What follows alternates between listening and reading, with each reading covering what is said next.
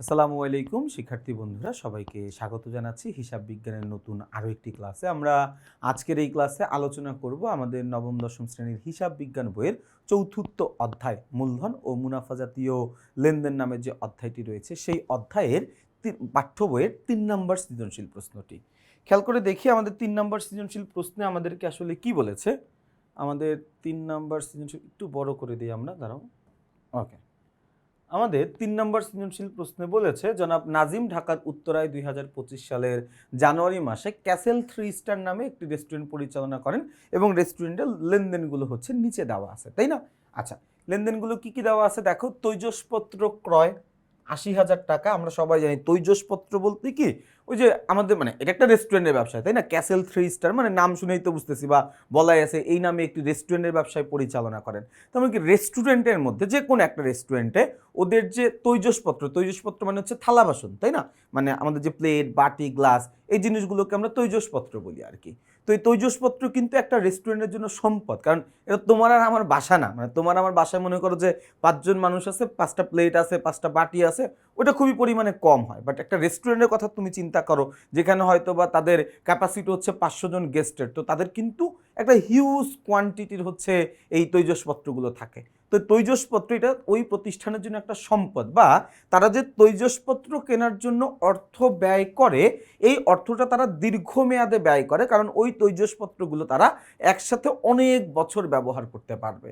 তার আমি এইটুকু বুঝতে পারছি যে তারা তৈজসপত্র কেনার ফলে তাদের ব্যবসায় থেকে নগদ টাকা চলে গেছে, তাই না? তাদের ব্যবসা থেকে কি হয়েছে? নগদ টাকা চলে গেছে। এবং নগদ টাকা চলে গেছে এটা হচ্ছে আমাদের জন্য প্রদান। এটা হচ্ছে আমাদের জন্য কি? প্রদান।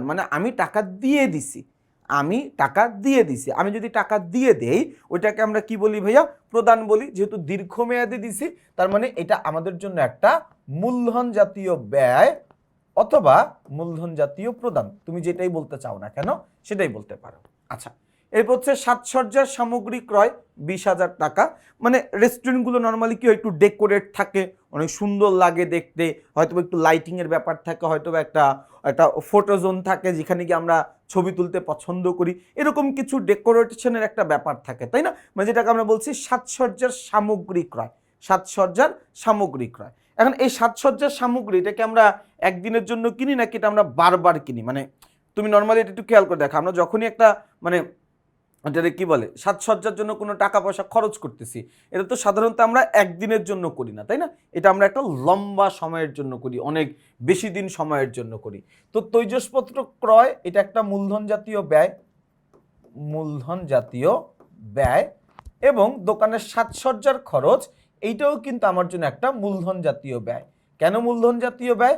তার কারণ আমি সাজসজ্জার জন্য যে ব্যয়টা করেছি, সেই ব্যয়টা আমি একসাথে 2-3 বছরের জন্য করেছি। অর্থাৎ আমি মনস্থির করে ফেলেছি যে হ্যাঁ, আমি আগামী 2 বছরের জন্য বা আগামী 3 বছরের জন্য আমার রেস্টুরেন্টটা দেখতে এইরকম ভাইবের থাকবে, তো ওই রকম করে আমি একটু সাজায় নিছি। তো এটা একটা দীর্ঘমেয়াদী ব্যয়, এবং দীর্ঘমেয়াদী ব্যয়গুলোকে আমরা মূলধন জাতীয় ব্যয় বলি, এই জন্য এটাকে আমরা মূলধন জাতীয় ব্যয় বলবো। এরপরে দেখো, আমাদের এরপরে লেনদেনে বলেছে প্রচারণা বাবদ ব্যয় করা হলো কত টাকা? 3,000 টাকা। প্রচারণা বাবদ ব্যয় হচ্ছে বিজ্ঞাপন। প্রচারণা বাবদ ব্যয় হচ্ছে বিজ্ঞাপন, এবং বিজ্ঞাপন একটা মুনাফা জাতীয় ব্যয়, কারণ যেহেতু এই ব্যয়টা আমাদের প্রতিনিয়তই করতে হয়, তো এটাকে আমরা বলি হচ্ছে মুনাফা জাতীয় ব্যয়। কি জাতীয় ব্যয়? মুনাফা জাতীয় ব্যয়। আচ্ছা, এরপরে বলা আছে মালামাল আনয়নের ভ্যান গাড়ি মেরামত। দেখো, আমি যদি পুরাতন কোনো সম্পত্তিকে মেরামত করি, ওইটা আমার জন্য মুনাফা জাতীয় ব্যয়। কিন্তু আমি কিনছি একটা পুরাতন জিনিস, ওইটাকে ব্যবহার উপযোগী করার জন্য মেরামত করতেছি, ওইটা আমার জন্য মূলধন জাতীয় ব্যয়। মনে করো যে আমার এই ক্যালকুলেটরটা হঠাৎ করে নষ্ট হয়ে গেছে, আমি ব্যাটারি চেঞ্জ করছি, এটা একটা মুনাফা জাতীয় ব্যয়। কিন্তু আমি ক্যালকুলেটরটা কিনছি নষ্ট দেখে, আমি এটা ব্যবহার করতে গেলে ব্যাটারি কিনে লাগায়া এরপরে ব্যবহার করতে হবে, তখন ওই ব্যাটারির জন্য যে ব্যয়টা, সেটা হচ্ছে আমার জন্য মূলধন জাতীয় ব্যয়। তো রেস্টুরেন্টের মালামাল আনয়ন করার জন্য যে ভ্যান গাড়ি, ওটা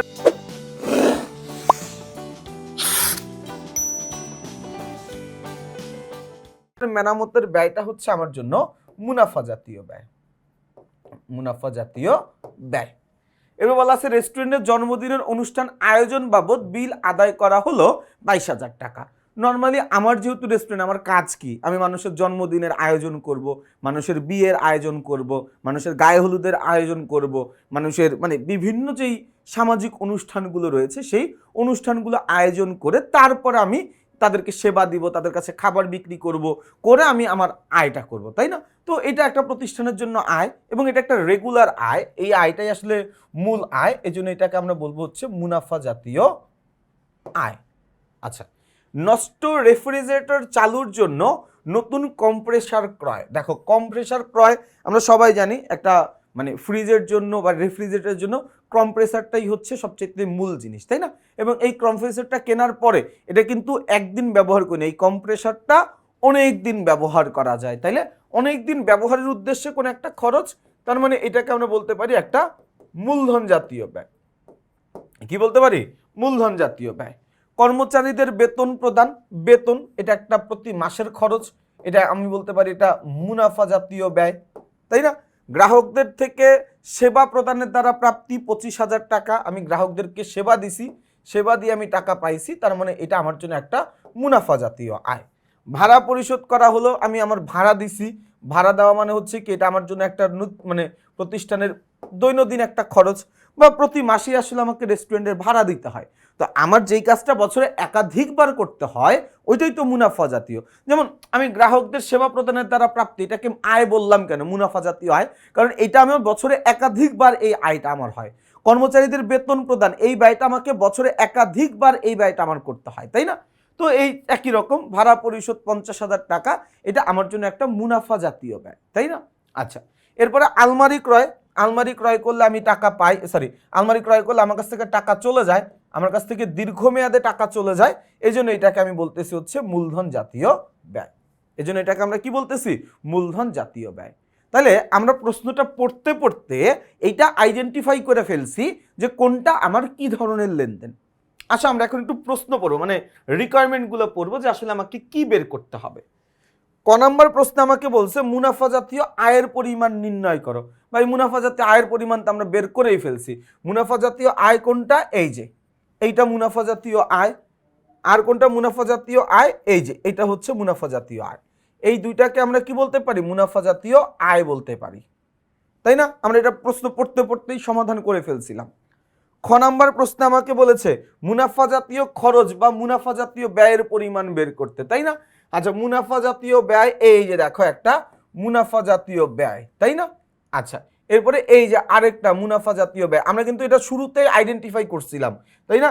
এই যে দেখো আরেকটা মুনাফা জাতীয় ব্যয়। আর কি মুনাফা জাতীয় ব্যয় আছে? না, আর কোনো মুনাফা জাতীয় ব্যয় নাই। ও আরেকটা আছে, এই যে ভাড়া প্রদান, মুনাফা জাতীয় ব্যয়। তো এগুলো আমরা সব যোগ করে দিলে আমার মুনাফা জাতীয় ব্যয় বা খরচের পরিমাণ বের হয়ে যাবে। গ নম্বর আমাকে বলতেছে মূলধন জাতীয় ব্যয়ের পরিমাণ নির্ণয় করো। করব মূলধন জাতীয় ব্যয়ের পরিমাণ নির্ণয়। এই যে এটা আমার জন্য মূলধন জাতীয় ব্যয়, এইটা আমার জন্য মূলধন জাতীয় ব্যয়, এইটা আমার জন্য মূলধন জাতীয় ব্যয়, এবং এইটাও কি আমার জন্য মূলধন জাতীয় ব্যয়। যেহেতু আমরা একদম প্রশ্ন পড়তে পড়তেই সমাধান করে করে আসতেছিলাম, এই জন্য এই জায়গায় এসে আমাকে খুব একটা কষ্ট করতে হয়নি। তো তোমরা যখন পরীক্ষার হলে এই টাইপের প্রশ্ন পাবা, যখন প্রশ্নটা পড়বা সাথে সাথে যদি পাশে একটু মার্ক করে ফেলো যে এটা কোনটা কোন ধরনের লেনদেন, উত্তরে গিয়ে দেখবা তোমাকে খুব একটা ভাবতে হবে না। আমি বারবার বলছি যে এই চতুর্থ অধ্যায় এবং নবম অধ্যায় খুবই সহজ অধ্যায়, জাস্ট মুখস্থ বিদ্যা, জাস্ট লেনদেনগুলো চেনার জিনিস, তুমি চিনলেই উত্তর করতে পারবা, লেনদেনটা বুঝলেই তুমি উত্তর করতে পারবা, তাই না? আচ্ছা, আমরা একটু উত্তরগুলো দেখি যে আমরা যেটা আলোচনা করলাম এটাকে আমরা ঠিক করছি কিনা। ওকে, ক নম্বরে দেখো দুইটা আয় ছিল, দুইটা আয় আমরা লিখছি এখানে। তোমরা ভিডিও একটু পিছনের দিকে টেনে মিলিয়ে দেখতে পারো যে আমরা কি এগুলাই আইডেন্টিফাই করছিলাম কিনা। ব্যয়ের মধ্যে আমরা যা যা আইডেন্টিফাই করছি এটাই যোগ করে দিব, যোগ বিয়োগটা তোমার কাজ, তুমি করে ফেলবা। আবার দেখো এই জায়গাতে আমি ব্যয়ের পরিমাণগুলো যোগ করে ফেললাম, আমার উত্তর বের হয়ে গেল। তার মানে উত্তরটা বের করা আমাদের কাছে খুব কঠিন কোনো একটা কাজটা, তাই না? আমরা একটু যদি এন্ট্রিগুলো চিনি আমরা খুব সুন্দর করেই উত্তরগুলো বের করতে পারবো। তোমাদের কাছে আমার রিকোয়েস্ট থাকবে সৃজনশীলের ক্লাস করার আগে আমাদের এই অধ্যায়ের বেসিকের ক্লাসটা একটু করে তারপরে সৃজনশীলের ক্লাসটা করতে আসো, দেখবা যে সৃজনশীল বুঝতে এক বিন্দু পরিমাণেরও তোমার কোনো অসুবিধা হবে না। তো 3 নম্বর সৃজনশীল প্রশ্নের ক্লাসটি আমরা আজকে এখানেই শেষ করছি। ইনশাল্লাহ আমরা আগামী ক্লাসে প্রশ্ন নাম্বার 4 নিয়ে আলোচনা করব। সেই পর্যন্ত সবাই ভালো থাকবা, সুস্থ থাকবা, আমার জন্য বেশি করে দোয়া করবা। আসসালামু আলাইকুম।